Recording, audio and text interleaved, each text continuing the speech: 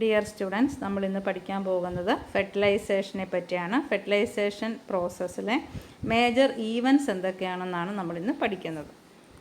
Fertilization is the overall process by which a moving sperm comes in contact with a stationary ovum and penetrates its covering membrane and fuses with its nucleus to form a diploid zygote.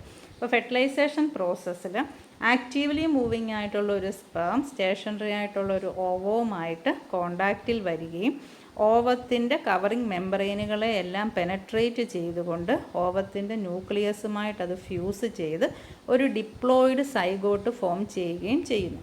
ഫെർട്ടിലൈസേഷനിൽ മെയിനായിട്ടുമുള്ളത് രണ്ട് ആസ്പെക്റ്റുകളാണ്. First one coordination, second one is syngamy. Coordination എന്ന് പറഞ്ഞാൽ ഈ mail and female ഗ്യാമേറ്റുകൾ പരസ്പരം കോണ്ടാക്റ്റിൽ വരുന്നത് ആണ് coordination. Coordination process എന്ന് പറയുന്നത് ഡിഫറെൻറ്റ് സ്പീഷീസിൽ ഡിഫറെൻറ്റ് ടൈപ്പിലായിരിക്കും ഈ ഒരു പ്രോസസ്സ് നടക്കുന്നത്. സിംഗമി എന്നുള്ളൊരു പ്രോസസ്സ് എന്ന് പറഞ്ഞാൽ മെയിൽ ആൻഡ് ഫീമെയിൽ ഗ്യാമേറ്റുകൾ ഫ്യൂസ് ചെയ്ത് സൈഗോട്ട് ഫോം ചെയ്യുന്നതിനെയാണ് സിംഗമി എന്ന് പറയുന്നത്. സിംഗമി എല്ലാ ഓർഗാനിസത്തിലും ഏകദേശം സിമിലർ ആയിരിക്കും, അവിടെ വേരിയേഷൻസ് വലുതായിട്ട് കാണുന്നില്ല. സിംഗമിയെ നമുക്ക് രണ്ട് സ്റ്റെപ്പായിട്ട് അല്ലെങ്കിൽ രണ്ട് പ്രോസസ്സായിട്ട് ഡിവൈഡ് ചെയ്യാം. First process is plasmogamy or cytoplasmic fusion. Cytoplasmic fusion എന്ന് പറഞ്ഞാൽ മെയിൽ ആൻഡ് ഫീമെയിൽ ഗ്യാമേറ്റിൻ്റെ സൈറ്റോപ്ലാസം തമ്മിൽ ഫ്യൂസ് ചെയ്യുന്നു. അപ്പോൾ എഗ്ഗിൻ്റെയും ഓവത്തിൻ്റെയും സൈറ്റോപ്ലാസം തമ്മിൽ ഫ്യൂസ് ചെയ്യുന്നതിനെയാണ് പ്ലാസ്മോഗമി എന്ന് പറയുന്നത്. പ്ലാസ്മോഗമിക്ക് ശേഷം അടുത്ത പ്രോസസ്സായിട്ടുള്ള കാരിയോഗമി നടക്കുന്നു. കാരിയോഗമി എന്ന് പറഞ്ഞാൽ ന്യൂക്ലിയർ ഫ്യൂഷനാണ്. അവിടെ മെയിൽ ആൻഡ് ഫീമെയിൽ ഗ്യാമേറ്റുകളുടെ ന്യൂക്ലിയസ് ഫ്യൂസ് ചെയ്തിട്ട് ഒരു സൈഗോട്ട്, ഡിപ്ലോയിഡ് ആയിട്ടുള്ള സൈഗോട്ട് ഫോം ചെയ്യുന്നു. അതിനെ സിംഗാരിയോൺ എന്നാണ് പറയുന്നത്. So fertilization involves two broad aspects, namely coordination and syngamy. Coordination is a process by which male and female gametes come in contact with each other, and it is highly varied among different species of organisms. And syngamy is the fusion between male and a female gamete, and it is less varied. Syngamy involves plasmogamy or cytoplasmic fusion and karyogamy or nuclear fusion. Next is major events in fertilization. ഫെർട്ടിലൈസേഷനിൽ major events 7 major events ആണുള്ളത്.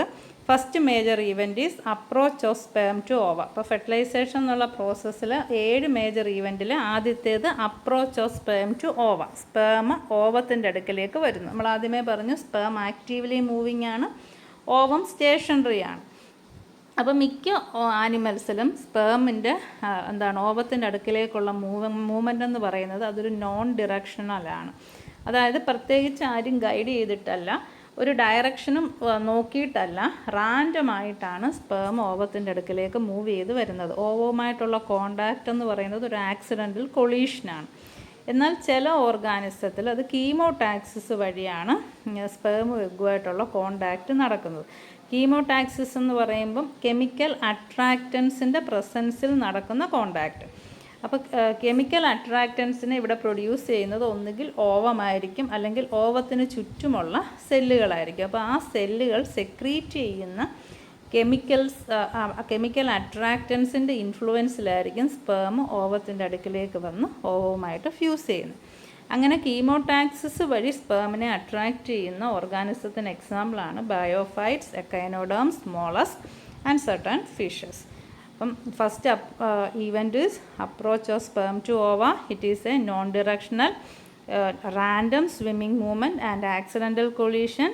And in some organism this approach of sperm to ova is by means of chemotaxis, that is by the action of some chemical attractants which are secreted by ovum or neighboring cells of the ovum.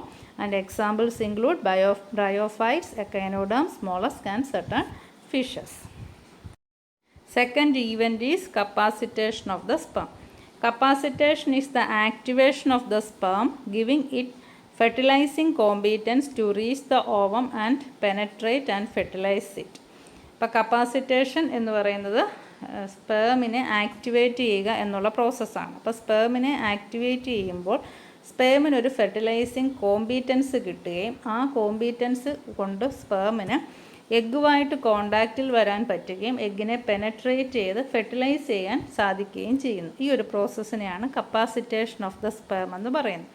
ഈ process നടക്കുന്നത് female reproductive ട്രാക്റ്റിൽ female സെക്രീഷൻസിൻ്റെ പ്രസൻസിലാണ് നടക്കുന്നത്. അപ്പോൾ ഈ കപ്പാസിറ്റേഷൻ മൂലം സ്പേമിന് ചില morphological modifications ഒക്കെ വരികയും അതിൻ്റെ പ്ലാസ്മ മെമ്പറൈനിലെ ചില ഗ്ലൈക്കോ പ്രോട്ടീനുകളെല്ലാം ചിലത് നഷ്ടപ്പെടുകയും ചിലതിനെ റീഡിസ്ട്രിബ്യൂട്ട് ചെയ്യുകയും ചെയ്യുന്നു. അപ്പോൾ സ്പേമിൻ്റെ പ്ലാസ്മ മെമ്പറൈനിൽ ഇത്രയും ഗ്ലൈക്കോ പ്രോട്ടീൻസിന് വേരിയേഷൻ വരുമ്പോഴത്തേക്കിന് അത് അതിൻ്റെ മോട്ടിലിറ്റി കൂട്ടാനായിട്ട്, സ്പേമിൻ്റെ മോട്ടിലിറ്റി അതിൻ്റെ മൂവ്മെൻറ്റ് കൂടാനായിട്ട് സഹായിക്കുകയും സ്പേമിന് വളരെ ഫാസ്റ്റായിട്ട് ഓവത്തിനെ അപ്രോച്ച് ചെയ്യാൻ പറ്റുകയും ചെയ്യുന്നു. അപ്പം ഇത് കൂടാണ്ട് കപ്പാസിറ്റേഷൻ്റെ ഫലമായിട്ട് തന്നെ ഫീമെയിൽ റീപ്രൊഡക്റ്റീവ് ട്രാക്റ്റിലുള്ള കാർബൺ ഡയോക്സൈഡ് മൂലവും സെമിനൽ ഫ്ലൂയിഡ് മൂലവും സ്പേമിൻ്റെ മോട്ടിലിറ്റിക്ക് വന്നിട്ടുള്ള ഇന്നബിലിറ്റി അല്ലെങ്കിൽ ഇനാക്ടിവിറ്റി എൻസൈമാറ്റിക്കലി റിമൂവ് ചെയ്യാനും കപ്പാസിറ്റേഷൻ സഹായിക്കുന്നു. അപ്പം കപ്പാസിറ്റേഷൻ എന്നുള്ള ഒരു പ്രോസസ്സ് മൂലം സ്പേമിൻ്റെ കോമ്പീറ്റൻസ് കൂടുകയും സ്പേമിന് വളരെ എളുപ്പം എഗ്ഗിനെ അപ്രോച്ച് ചെയ്യാൻ പറ്റുകയും എഗ്ഗുമായിട്ട് ഫ്യൂസ് ചെയ്യാൻ പറ്റുകയും ചെയ്യുന്നു. അപ്പോൾ ഈ കപ്പാസിറ്റേഷൻ എന്നുള്ള പ്രോസസ്സ് നടക്കുന്നത് ഫീമെയിൽ റീപ്രൊഡക്റ്റീവ് ട്രാക്റ്റിൽ വെച്ചിട്ടാണ്. Next process is attachment of sperm to egg surface. ഇപ്പോൾ കപ്പാസിറ്റേഷൻ നേടിക്കഴിഞ്ഞ സ്പേം എഗ്ഗുമായിട്ട് കോണ്ടാക്റ്റിൽ വന്നു. അപ്പം സ്പേമിൻ്റെ സർഫസിൽ ചില ഗ്ലൈക്കോ പ്രോട്ടീൻസൊക്കെ ലോസ് ആകുകയും ചിലത് റീഡിസ്ട്രിബ്യൂട്ട് ചെയ്യുകയൊക്കെ ചെയ്തതുകൊണ്ട് സ്പേമിൻ്റെ മോട്ടിലിറ്റി കൂടി. അങ്ങനെ സ്പേം എഗ്ഗ് സർഫസിലേക്ക് അറ്റാച്ച് ചെയ്തു. എഗ്ഗ് സർഫസിൽ അറ്റാച്ച് ചെയ്യുമ്പോൾ സ്പേമിനെ സഹായിക്കുന്നത് ഒരു റിയാക്ഷനാണ്. ആ റിയാക്ഷൻ്റെ പേരാണ് ഫെർട്ടിലൈസിൻ ആൻറ്റി ഫെർട്ടിലൈസിങ് റിയാക്ഷൻ. അപ്പോൾ ഇതിനകത്ത് 2 കെമിക്കൽ സബ്സ്റ്റൻസുകളാണ് പാർട്ടിസിപ്പേറ്റ് ചെയ്യുന്നത്, ഫെർട്ടിലൈസിൻ ആൻഡ് ആൻറ്റി ഫെർട്ടിലൈസിൻ. ഫെർട്ടിലൈസിൻ എന്ന് പറയുന്ന കെമിക്കൽ സബ്സ്റ്റൻസിനെ സെക്രീറ്റ് ചെയ്യുന്നത് ഓവത്തിൻ്റെ അല്ലെങ്കിൽ എഗ്ഗിൻ്റെ സർഫസാണ്. ആൻറ്റി ഫെർട്ടിലൈസിനെ സെക്രീറ്റ് ചെയ്യുന്നത് സ്പേമിൻ്റെ ഹെഡാണ്.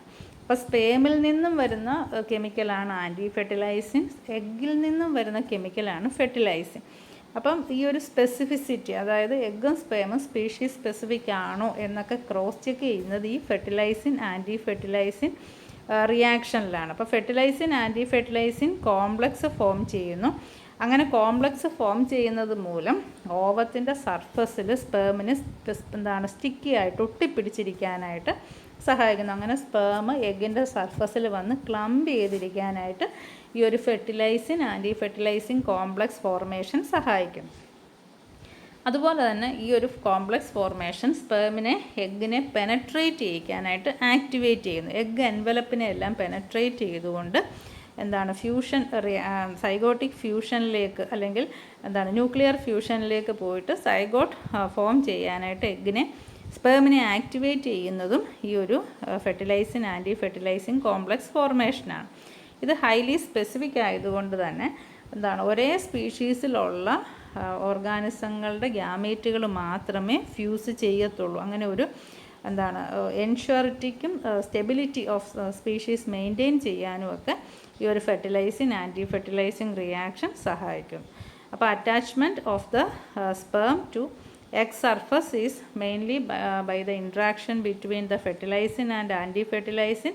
Fertilizin is secreted by the egg surface and anti-fertilizin is secreted by the sperm head, and fertilizin anti-fertilizin complex make the sperm club into the egg surface, and it activate the sperm to penetrate the egg envelope, and it is highly species specific, and that specificity ensures that fertilization normally occurs between sperm and ova of the same species.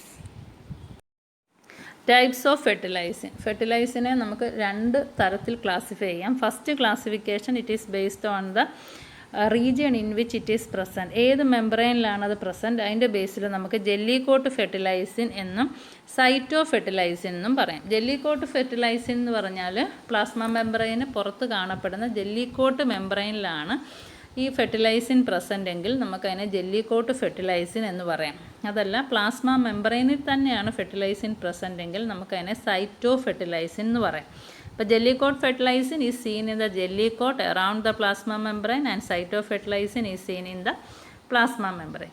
ഇനി ഫങ്ഷൻ്റെ ബേസിൽ നമുക്ക് ഫെർട്ടിലൈസിനെ activation ഫെർട്ടിലൈസിൻ എന്നും receptor ഫെർട്ടിലൈസിൻ എന്നും രണ്ടായിട്ട് classify ചെയ്യാം. Activation ഫെർട്ടിലൈസിൻ എന്ന് പറയുന്നത് സ്പേമിനെ activate ചെയ്യുന്ന ഫെർട്ടിലൈസിനാണ്. സ്പേമിനെ എഗ്ഗിനേക്ക് penetrate ചെയ്യാനായിട്ട് ഫെർട്ടിലൈസിൻ ആക്ടിവേറ്റ് ചെയ്യുന്നതെന്ന് നമ്മൾ പറഞ്ഞായിരുന്നു. അപ്പോൾ അങ്ങനെ സഹായിക്കുന്ന ഫെർട്ടിലൈസിനെ നമുക്ക് ആക്ടിവേഷൻ ഫെർട്ടിലൈസിൻ എന്ന് പറയാം.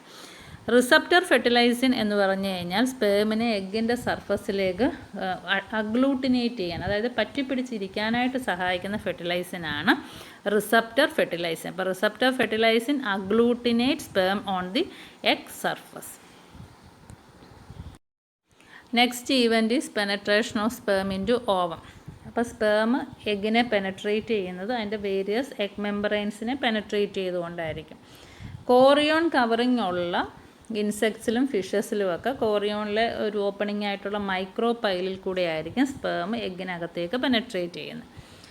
അപ്പം ഈ എഗ്ഗിനെ സ്പേം പെനട്രേറ്റ് ചെയ്യാനായിട്ട് ഫെസിലിറ്റേറ്റ് ചെയ്യുന്ന 2 സെറ്റ് റിയാക്ഷൻസ് ആണ്.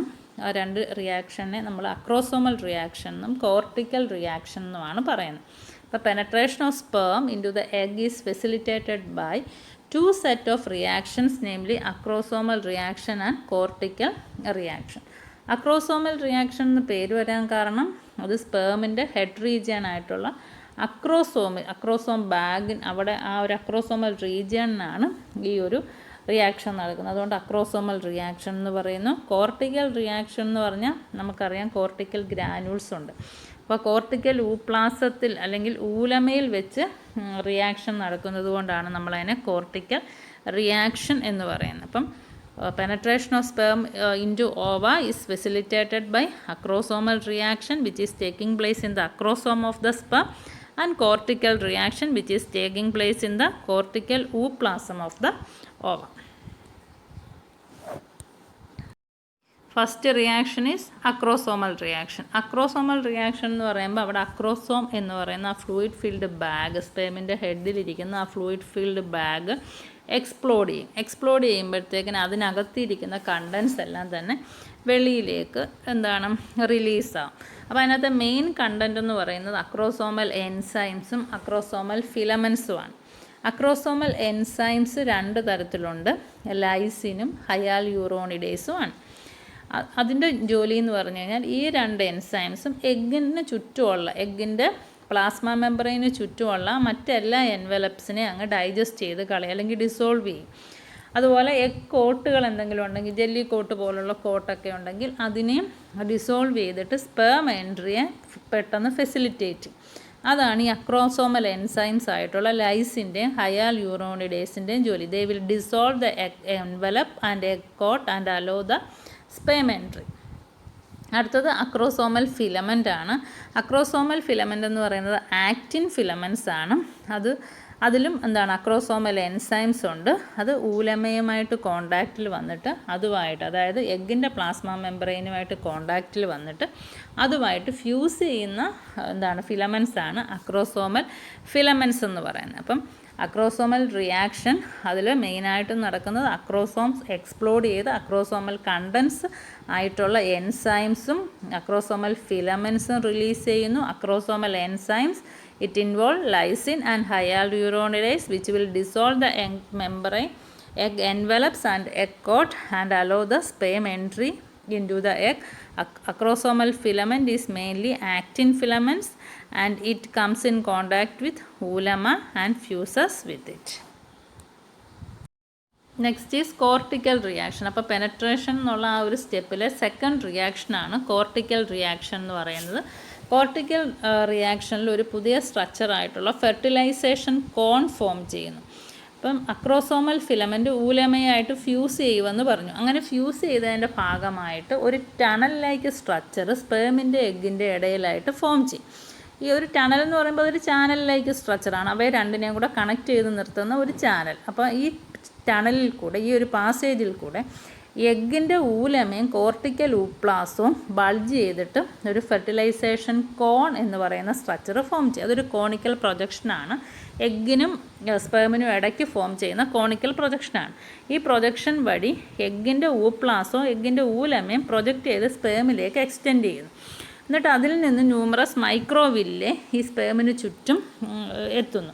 എന്നിട്ട് ഈ മൈക്രോവില്ലെ എന്ത് ചെയ്യുന്നു, ഈ ഫെർട്ടിലൈസേഷൻ കോണിലുള്ള ഈ മൈക്രോവില്ലയുടെ സഹായത്തോടുകൂടി ഈ ഫെർട്ടിലൈസേഷൻ കോൺ റിട്രാക്റ്റ് ചെയ്യുമ്പോൾ ഈ സ്പേമിനെ എഗ്ഗിനകത്തേക്ക് അത് വലിച്ചിടുന്നു. അപ്പോൾ ഫുള്ള് സ്പേമും ചില കേസിൽ എഗ്ഗിനകത്തേക്ക് അകത്തായി പോകുന്നുണ്ട്. എന്നാൽ ചില ഓർഗാനിസത്തിൻ്റെ കേസിൽ ഹെഡും മിഡിൽ പീസ് റീജിയണും മാത്രമേ എഗ്ഗിനകത്തേക്ക് എൻ്റർ ചെയ്യത്തുള്ളൂ. ടെയിൽ എഗ്ഗിന് പുറത്ത് ഡിസിൻറ്റഗ്രേറ്റ് ചെയ്ത് മാറും. അപ്പം ഇതാണ് കോർട്ടിക്കൽ റിയാക്ഷൻ എന്ന് പറഞ്ഞത്. അപ്പോൾ കോർട്ടിക്കൽ റിയാക്ഷനിലെ മെയിൻ ഈവൻ്റ് എന്ന് പറഞ്ഞാൽ ഫെർട്ടിലൈസേഷൻ കോണിൻ്റെ ഫോർമേഷനാണ്. ഫെർട്ടിലൈസേഷൻ കോൺ സ്പേമിനും ഓവത്തിനും ഇടയിൽ ഫോം ചെയ്ത് കഴിയുമ്പോൾ ഊപ്ലാസം ബൾജ് ചെയ്ത് അത് വില്ലെ എക്സ്റ്റെൻഡ് ചെയ്തിട്ട് അത് ഫെർട്ടിലൈസേഷൻ കോൺ തിരിച്ച് റിട്രാക്റ്റ് ചെയ്യുന്ന സമയത്ത് എൻ്റയർ സ്പേമിനെ അതിലേക്ക് ഡ്രാഗ് ചെയ്ത് എഗ്ഗിനകത്തേക്കാക്കുന്നു. മിക്കവാറും ഹെഡും മിഡിൽ പീസും മാത്രമേ എഗ്ഗിനകത്ത് പോകത്തുള്ളൂ. ടെയിൽ വെളിയിൽ ഡിസിൻറ്റഗ്രേറ്റ് ചെയ്ത് പോകുന്നു. എന്നാൽ ചില ഓർഗാനിസത്തിൽ ഹോൾ സ്പേമും എഗ്ഗിനകത്തിൽ തന്നെ ഡ്രാഗ് ചെയ്യപ്പെടുന്നു. അപ്പം കോർട്ടിക്കൽ റിയാക്ഷൻ അതാണ്. അപ്പോൾ ഫെർട്ടിലൈസേഷൻ കോണിൻ്റെ ഫോർമേഷനാണ് കോർട്ടിക്കൽ റിയാക്ഷനിലെ മേജർ ഈവൻ്റ് എന്ന് പറയുന്നത്. Penetration of sperm into ovum, അതൊരു പിക്ടോറിയലായിട്ട് കാണിച്ചേക്കാണ്. സിയാർച്ചിൻ്റെ കേസാണ് കാണിച്ചേക്കുന്നത്. അപ്പോൾ സിയാർച്ചിൻ്റെ എഗ്ഗിനെ അല്ല കാണിച്ചേക്കുന്നത്, എഗ്ഗിൻ്റെ മെംബ്രെയിനെ മാത്രമേ ഇവിടെ കാണിച്ചിട്ടുള്ളൂ. അപ്പോൾ എഗ്ഗിൻ്റെ അതേ ഊലം, അതാണ് പ്ലാസ്മ മെംബ്രെയിൻ എന്ന് കാണിച്ചേക്കുന്നത് റൈറ്റ് സൈഡിൽ. അതിന് ബാക്കിലായിട്ട് വിറ്റലൈൻ മെംബ്രെയിനുണ്ട്. പിന്നെ അതിനും പിന്നിലായിട്ട് യെല്ലോ ഷെയ്ഡുള്ള ജെല്ലി കോട്ട് മെംബ്രെയിനുണ്ട്. അപ്പം ആദ്യം സ്പേം വന്നിട്ട് ജെല്ലി കോട്ടിൽ വന്ന് അറ്റാച്ച് ചെയ്യുന്നു. അതാണ് സ്പേം കോണ്ടാക്ട്സ് ജെല്ലി ലെയർ. അടുത്തത് അക്രോസോമൽ റിയാക്ഷനാണ്. അപ്പോൾ അക്രോസോം ബേസ്റ്റ് ചെയ്തിട്ട് എൻസൈംസിനെയൊക്കെ റിലീസ് ചെയ്യുമ്പോഴത്തേക്കിന് ആ ജെല്ലി കോട്ട് ഡൈജഷൻ ആവുന്നു. അത് മൂന്നാമത്തെ reaction, digestion of jelly layer. പിന്നെ വിറ്റലൈൻ മെംബ്രെയിനിലേക്ക് വന്ന് സ്പേം അറ്റാച്ച് ചെയ്യുന്നു. അതിനുശേഷം അക്രോസോമൽ പ്രോസസ്സ് ഫ്യൂസ് ചെയ്തിട്ട്, അതായത് എഗ്ഗിൻ്റെ ഊലമയും അക്രോസോമൽ റീജിയനൂടെ ഫ്യൂസ് ചെയ്തിട്ട് ഒരു ടണൽ ലൈക്ക് സ്ട്രക്ചർ ഫോം ചെയ്യുന്നു. അപ്പോൾ അതാണ് ആ ഒരു ടണൽ ലൈക്ക് സ്ട്രക്ചർ പിന്നെ എക്സ്റ്റെൻഡ് ചെയ്യുന്നത് വഴിയാണ് സ്പേം എഗ്ഗിലേക്ക് ഡ്രാഗ് ചെയ്യുന്നത്. Fertilization of sea urchin. ഇപ്പോൾ സിയാർച്ചിനിലെ ഫെർട്ടിലൈസേഷൻ പല സ്റ്റെപ്പായിട്ട് കാണിച്ചേക്കാണ്. അപ്പം ലെഫ്റ്റ് ടോപ്പിൽ നോക്കിക്കഴിഞ്ഞാൽ നിങ്ങൾക്ക് സ്പേമിനെ കാണാം. സ്പേമിൻ്റെ ന്യൂക്ലിയസും അക്രോസോമും ഒക്കെ മാർക്ക് ചെയ്തിട്ടുണ്ട്. ഫസ്റ്റ് ഈവൻ്റായിട്ട് കാണിച്ചേക്കുന്ന chemical signals attract sperm to egg. നമ്മൾ കീമോടാക്സിസ് വഴിയാണ് ഇവിടെ അട്രാക്ഷൻ നടക്കുന്നത്. സെക്കൻഡ് എന്ന് പറഞ്ഞാൽ അത് സ്പേം വന്നിട്ട് ജെല്ലി ലെയറിൽ വന്ന് ബൈൻഡ് ചെയ്യുന്നു, ബൈൻഡിങ് ടു ജെല്ലി ലെയർ. അടുത്ത തേർഡ് റിയാക്ഷൻ എന്ന് പറഞ്ഞാൽ അക്രോസോം റിയാക്ഷനാണ്. അക്രോസോം റിയാക്ഷൻ അത് കഴിഞ്ഞ് ഫ്ലജല്ലാർ ഹൈപ്പർ ആക്ടിവിറ്റി, ഫ്ലജല്ലയ്ക്കൊക്കെ കുറേയും കൂടെ മൂവ്മെൻറ്റ് കിട്ടുന്നു. ഫിഫ്ത്ത് എന്ന് പറയുന്നത് penetration of jelly layer and vitelline envelope. രണ്ട് എൻവലപ്പിനെ സ്പേം പെനട്രേറ്റ് ചെയ്യുന്നു. അടുത്ത സ്റ്റെപ്പിലെന്ന് പറയുന്നത് എഗ് സ്പേം മെംബ്രെയിൻ ഫ്യൂഷനാണ്. അപ്പം ഒരു ടണലിലേക്ക് പാസേജ് ഫോം ചെയ്യുന്നു. സെവൻത് സ്റ്റെപ്പ് എന്ന് പറയുന്നത് ആ ടണലിലേക്ക് പാസേജിൽ കൂടെ സ്പേമിൻ്റെ ഹെഡ് റീജിയൻ മിഡിൽ പീസും എഗ്ഗിനകത്തേക്ക് പോകുന്നു. അങ്ങനെ സ്പേമിൻ്റെ ന്യൂക്ലിയസ് എഗ്ഗിനകത്ത് ആവുന്നു. അപ്പോൾ എഗ്ഗിൻ്റെ ന്യൂക്ലിയസ് കാണാം, എഗ്ഗിൻ്റെ സൈറ്റോപ്ലാസം കാണാം, കോർട്ടിക്കൽ ഗ്രാന്യൂൾസ് കാണാം. പുതിയതായിട്ട് വന്ന സ്പേമിൻ്റെ ന്യൂക്ലിയസും ആ എഗ്ഗിനകത്തിൽ കാണാൻ പറ്റും. പോസ്റ്റ് പെനട്രേഷൻ ഈവൻസ് ആണ് ഇനി പറയുന്നത്. The route of sperm entry into ovum is called penetration path. Sperm എഗ്ഗിലേക്ക് എൻട്രി ചെയ്ത ആ ഒരു റൂട്ട് അല്ലെങ്കിൽ ആ ഒരു പാത്തിനെ പറയുന്ന പേരാണ് പെനട്രേഷൻ പാത്ത്. സ്പേം എഗ്ഗിനകത്തിൽ എത്തിക്കഴിഞ്ഞാൽ പെട്ടെന്ന് അതിൻ്റെ ഡയറക്ഷൻ മാറ്റിയിട്ട് അത് എഗ്ഗിൻ്റെ ന്യൂക്ലിയസിലേക്ക് പോകുന്നു, അല്ലെങ്കിൽ ന്യൂക്ലിയസിനെ തേടി പോകുന്നു. ആ ഒരു റൂട്ട് അല്ലെങ്കിൽ ആ ഒരു പാത്ത് ഓഫ് മൂവ്മെൻറ്റിനെയാണ് കോപ്പുലേഷൻ പാത്ത് എന്ന് പറയുന്നത്. സ്പേമിൻ്റെ ന്യൂക്ലിയസും എഗ്ഗിൻ്റെ ന്യൂക്ലിയസും കൂടെ സിംഗമി എന്നുള്ള പ്രോസസ്സിൻ്റെ ഭാഗമായിട്ട് ഫ്യൂസ് ചെയ്ത് സൈഗോട്ട് ഫോം ചെയ്യുന്നു. ഇങ്ങനെ ഫോം ചെയ്ത സൈഗോട്ട് ആ ഒരു പുതിയ സെല്ലിനകത്തിൽ ഒരു ഡെഫിനിറ്റ് പൊസിഷനിലേക്ക് മൂവ് ചെയ്യുന്നു. ആ ഒരു മൂവ്മെൻറ്റിനെയാണ് നമ്മൾ ക്ലീവേജ് പാത്ത് എന്ന് പറയുന്നത്. അപ്പോൾ the route of sperm entry into the ovum is called penetration path. The sperm soon changes its direction and move towards the egg nucleus. This route of movement is called copulation path. Syngamy occurs then and the nucleus of the zygote soon moves into a definite position in the embryo, and this route of movement is called cleavage path. നമ്മളൊന്ന് generalise ചെയ്ത് കാണിച്ചേക്കാണ്. സ്പേമ, ovum, ഓവത്തിൻ്റെ ന്യൂക്ലിയസും mark ചെയ്തിട്ടുണ്ട്, സ്പേമിൻ്റെ ന്യൂക്ലിയസും mark ചെയ്തിട്ടുണ്ട്, പിന്നെ ഓവത്തിനകത്തുള്ള mitochondria mark ചെയ്തിട്ടുണ്ട്. അപ്പോൾ ആദ്യം sperm എഗ്ഗിനെ വന്ന് contact ചെയ്യുന്നു, സെക്കൻഡ് സ്റ്റെപ്പിൽ അത് പെനട്രേറ്റ് ചെയ്യുന്നു സ്പേമ, അങ്ങനെ ഓവത്തിനകത്തായിട്ട് ന്യൂക്ലിയസ് തമ്മിൽ ഫ്യൂസ് ചെയ്ത് ന്യൂക്ലിയർ ഫ്യൂഷൻ, പിന്നെ അത് കഴിഞ്ഞിട്ട് സൈഗോട്ട് ഫോം ചെയ്യും. അപ്പോൾ ഇന്നത്തെ ക്ലാസ് ഇത്രയേ ഉള്ളൂ. Thank you.